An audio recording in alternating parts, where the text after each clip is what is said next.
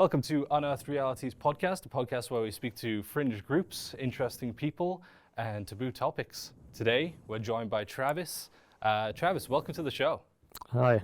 Hi. So today, we're talking about furries. We're talking about furry culture, and we're talking about the movement behind it. I'll let you introduce yourself. That's probably the best way we can kick this off.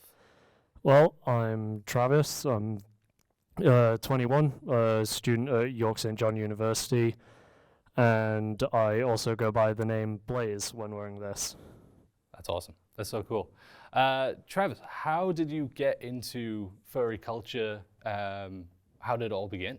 I honestly don't really remember. It started, I think I joined the fandom when I was about 14, 15-ish. Just way back when. I can't actually remember initially what got me into the fandom. Was it the kind of online resources that got you into it, or maybe know someone in person, or how did that come about? I think it was a mixture of both, really. Just seeing things on, I guess, YouTube and stuff at the time. Animations, stuff like that. I don't know. It just kind of caught my interest when I was younger.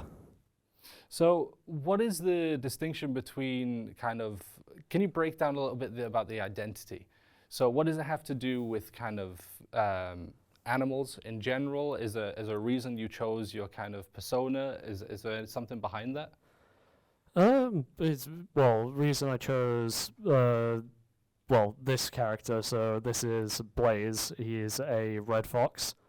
Honestly, it was just a favorite animal at the time. Got creative. I'd say I do have a badge and stuff with artwork that I usually wear with this that shows off the character a bit better. It's just a mash of interests mixed together, really. So I've taken my favorite animal, which at the time of making this character was a fox, mixed in just a random color palette, honestly, and added a steampunk twist to it, hence the goggles. That's really cool. That's awesome. How did you make the suit yourself? Did you buy it online?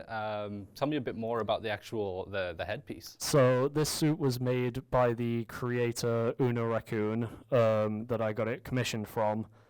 This suit was actually a gift from some friends because I can't afford one of these. Just this head is about 500 quid. Wow. I mean, how much would the full suit cost then? Depends from maker to maker. So I got this from, like I say, Uno, who is a small maker. Usually does mostly commissions around Leeds, Sheffield, that area, which is where I'm originally from. If you're getting from a much bigger and well-known suit maker, I honestly can't name them off the top of my head, but for just a partial, something similar to this, from a bigger maker, you're looking for about $3,500 at least. Wow. And then for a full suit, probably about $5,000. That's crazy. That's amazing.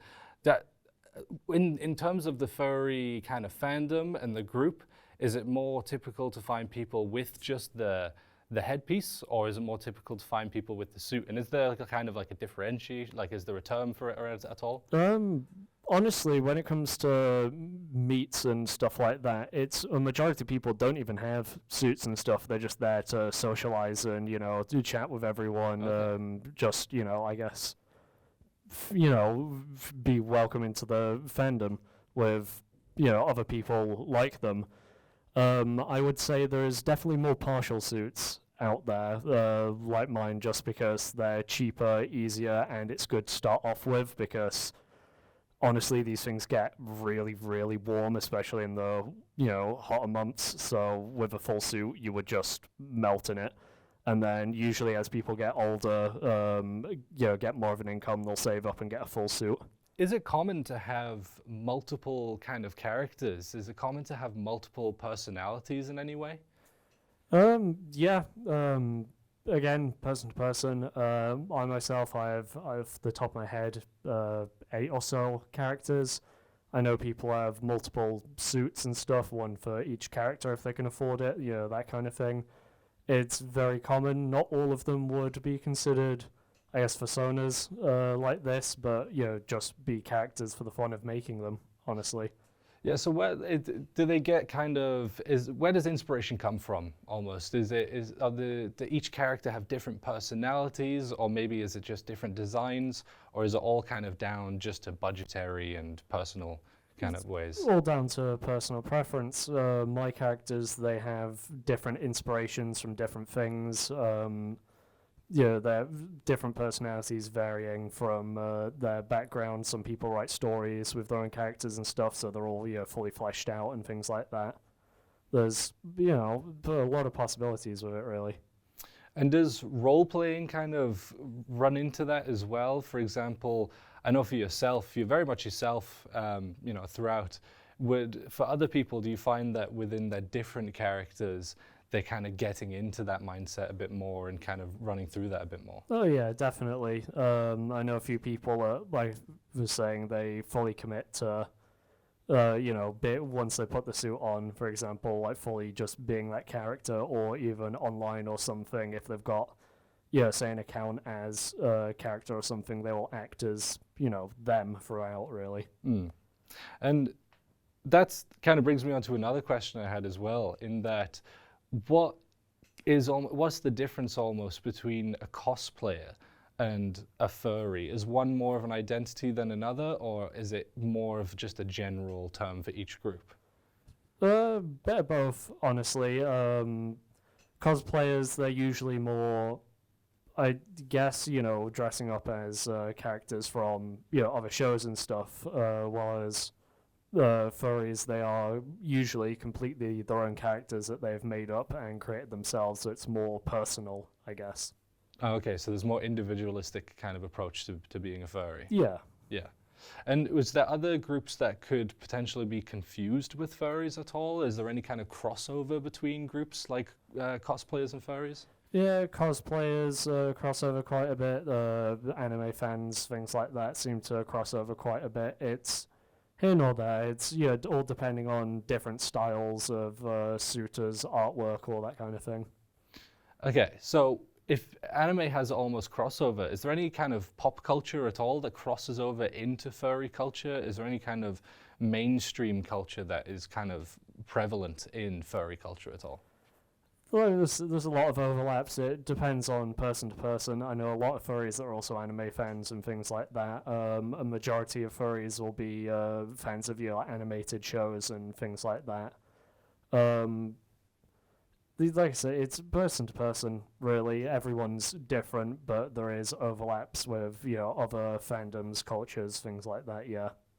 Okay, you kind of touched on like getting warmer, and that I assume around like the summer months, the kind of maintaining these suits must be a big issue. There's almost like this kind of taboo around the kind of the hygiene involved with it at all.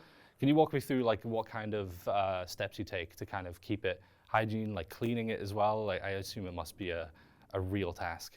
Honestly, it differs from person to person. With just how it's made, I can't do too much to properly clean it. I pretty much just brush it through, get any of the loose fur up, and then usually get some not quite deodorant, like aerosol. There's people make special fursuit spray just to spray the inside of it to make sure that it doesn't start smelling. Yeah. So there's specific products and stuff that you need to buy to maintain it as well. Yeah, pretty much. It's people do their own thing. It depends, honestly. Okay. That's interesting. Going back to like the kind of broader culture as a whole, can you talk a bit more about like the identity, not just for yourself, but for other people? What kind of people typically get involved with kind of being a furry? When you go to these meetups, who are you likely to bump into, or what kind of types are out there? Honestly, I'm not really the person to say. I'm not the most social one out there. I do attend 2 different meets when I can, which is the Leeds Furs and York Furs separately. It's usually roughly the same group that are at each, just, some people can't make the travel. A lot of creative people, usually quite shy and everything. I guess wearing these suits, kind of not quite hiding your identity, but it allows you to become someone else. And more introverted people become more extroverted. You get to just, guess mess around and relax for a bit. Yeah. So I am not really the best one for that question. I'm going to be honest. No, not at all. That was great. You really touched on something there, which I think is fascinating, which is the idea that when you put on the suit or the costume in any way, you take on this new personality, this new persona. Like you said, this character Blaze is like a different kind of personality in some ways. Does that affect your personality? Do you feel more comfortable with the head on? Do you feel more kind of extroverted, especially with other people who are involved in the culture? For me, not as much. I do try and lean into it, but still, I feel awkward sometimes. Things like that. As I said, quite nervous to do this interview, but yeah, it varies from person to person. Honestly, I know a few people that they're really shy and quiet and everything, and then as soon as the suit goes on and go off on these fursuit walks and stuff at the meets I go to, they just act completely differently. Like they have just become the character they've made. Yeah, that seems super interesting. And another thing I'll touch on then as well, is there any kind of backlash that you do get? Is there any kind of, when you're going out with groups of other furries, do you ever get kind of maybe people shouting words out? I don't want to say any specific words at all, Yeah, things like that happen. So I do YouTube videos and stuff for some of the meets occasionally. It's either that or photography. It's just a hobby of mine. Well, I think one of my more recent videos is a group of chavs that come up and just start, harassing a few people. Usually because we're in decently sized groups, not much, happens of it, but there has been, the occasions people have been shoved or, yelled at, that kind of thing. Mm. Where do you think that comes from? Why do you think that furries get this bad reputation? It's from well, I don't really want to say too much, but, it's the odd person out, let's say. So I know there's a few people that through, not behaving well or, acting like an adult have been banned from the York and Leeds meet before. There's just a few bad people in there that give the rest of us a bad name. Not everyone's innocent, but, most people just do this for fun, honestly. Yeah. I mean, every group is going to have that, right? Every group is going to have that. Yeah, every group's like, it would no different to any other fandom out there. Exactly. So is furry meets, are they more common to find at, kind of large events like Comic-Con, or is it a more kind of specific thing, a more kind of almost like a subculture of that? It has its own thing. You'll definitely see furries at conventions and stuff like that. Like this being a steampunk character, I've worn this to the steampunk convention in Whitby before. I plan on doing the same thing in Haworth when I next have a chance. We have our own conventions and stuff. There is one that happens every year in Scarborough called Cabin Con. And there's I believe one of the biggest ones in Europe happens in Birmingham in May. It's Confuzzled, that happens every year as well. That's super interesting. How many people would go to that Birmingham one, do you know? Oh, quite a lot. I'm not sure entirely. I know some of the big American conventions get a few thousand people kind of thing. It is definitely smaller in the UK, but there's still quite a big turnout from what I've seen. That's super interesting.